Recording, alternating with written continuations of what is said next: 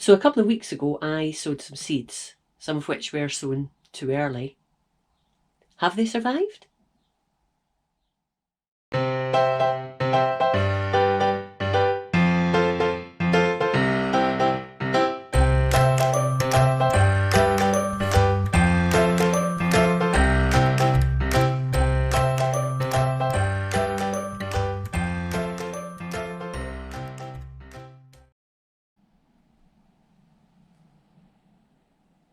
So here I am in the spare room having a look at the propagator so that we can see what's happened to the seedlings that I sowed maybe 2.5 weeks ago.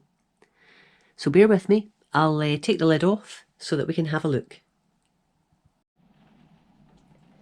Okay, so let's have a look at the 6 batches of seeds that I sowed.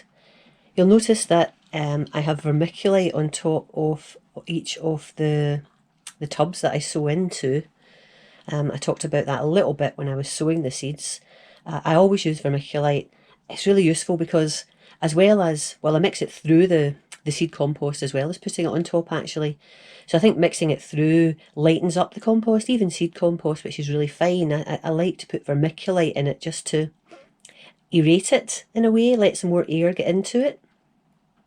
I put it on top, and not just on trays that I have sown seeds into, but actually young plants when I'm transplanting as well. Because it does a variety of things actually, the vermiculite. One, it keeps the leaves dry. It stops, when you're watering, splashes of soil-ridden water sort of hitting the leaves. And so that's what keeps them clean and helps to stop them getting damaged, etc. Also, I'm led to believe that the vermiculite will absorb heat, so it'll absorb more heat than the surface of the soil might, and that will in turn heat up the soil underneath, or at least help keep the heat in the soil. And then I believe also that it can, because it's white or very light, and sort of multifaceted, it can sort of help to direct light into down into the soil and up into the plants as well. So vermiculite's a great thing. I would highly recommend it. But anyway, on to the seedlings.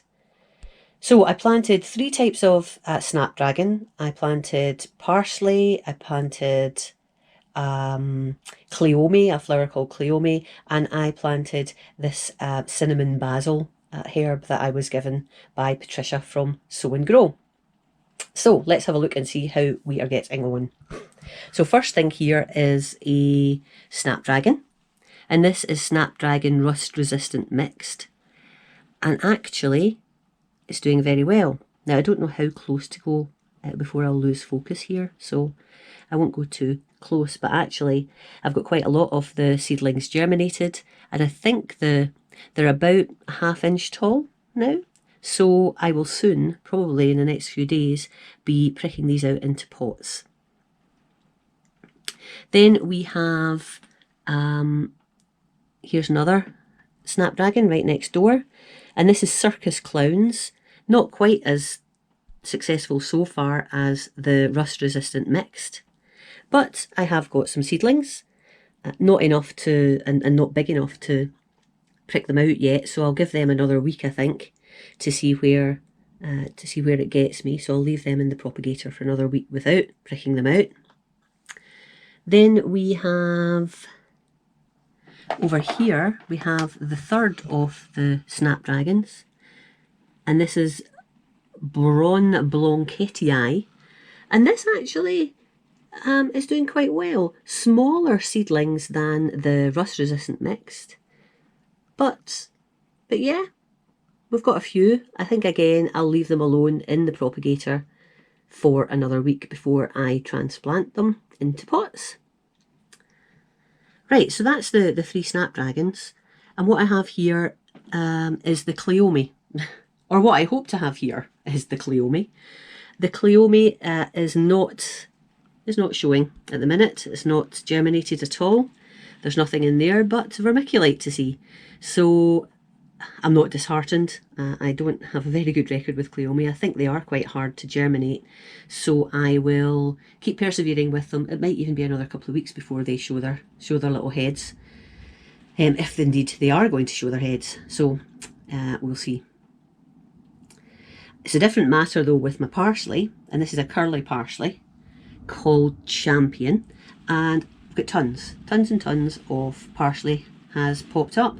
So this will be getting pricked out into pots, and I'll need to have a think. I might just pop them back in the pots, back in the propagator for, I don't know, a few days, just to let them get over the shock of being pricked out into pots.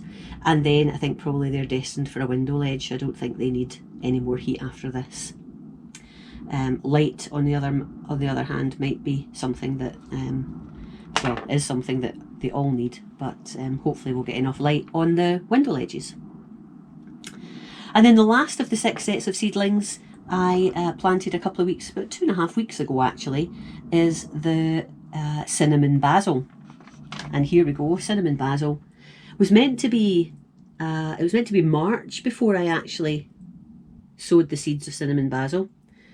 But because I've got this big propagator, it's heated, it's got nice lights, I thought, well, let's give it a bash. And right now, it's looking like it's been very successful. Certainly, loads have germinated, and they're the strongest of the seedlings that I have out of the 6. I think the tallest one is about 1 inch tall, and the others are about 1/2 inch tall. So these will be getting pricked out into pots also. The cinnamon basil has been has shown most interest from the people on my channel, maybe even you who are watching it now, because it's meant to taste of cloves and of cinnamon. So I think it sounds great. I can't wait to try it. I've got a while to wait, right enough. But I was wondering, actually, I've got more of the seeds left, and I wondered if I could grow these as microgreens. So sort of pop some in on top of some wet kitchen roll and see how they come up and eat them as microgreens. Does anyone get any idea whether you can do that with basil and whether it tastes any good? It might taste a bit concentrated, but I wondered if I could do that with the cinnamon basil, because that might be quite nice actually in a salad or in a sandwich. Let me know what you think. So that's me. Pretty successful with the seeds actually, given that some, such as the cinnamon basil, was planted at the wrong time, but or too early. But not bad so far. The challenge, of course, is keeping them all okay once they have been, once they've germinated and start growing them on as young seedlings. But we'll see how that goes, and I'll keep you posted on that. I'm sorry if you might have heard a lot of rain in the background. It is absolutely chucking it down out there. Not a nice day at all. But yeah, hopefully it didn't detract from my ramblings. Anyway, I think that's me for now. I'll keep you posted as to how these seedlings get on, and let me know your thoughts on microgreens, particularly with the basil. So bye bye for now.